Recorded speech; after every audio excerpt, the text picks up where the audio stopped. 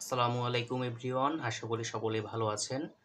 আজ আমি আপনাদের ন্যাশনাল ইউনিভার্সিটি ডিগ্রি বা পাস কোর্সের একটি আপডেট দিব। সেটি হচ্ছে যারা এবার অনার্স ভর্তি পরীক্ষা দিয়েছেন তাদের মধ্যে কিছু সংখ্যক চান্স পাবে না, কারণ পরীক্ষা দিয়েছে 5.5 লাখ আর সিট আছে 4 লাখ, অর্থাৎ 1.5 লাখ পরীক্ষার্থী অনার্সে চান্স পাবে না।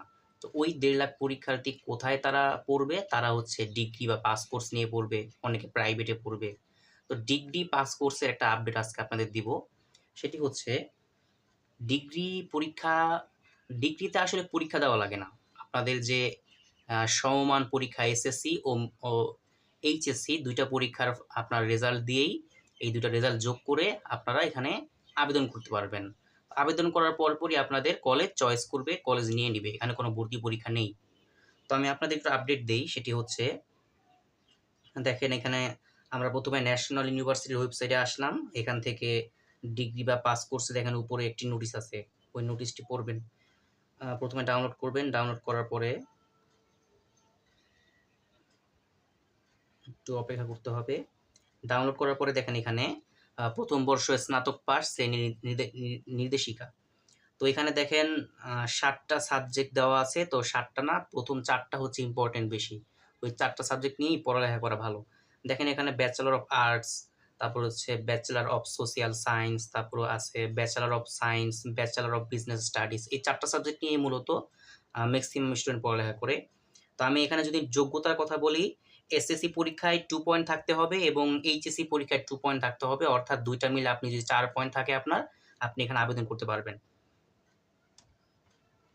তারপর একটু নিচে গেলে দেখতে পাবেন এখানে প্রত্যেকটা বিষয়, যেমন বিএ, বিএসএস, বিএসসি, বিবিএস, প্রত্যেকটা সাবজেক্টের দিক নির্দেশনা দেওয়া আছে।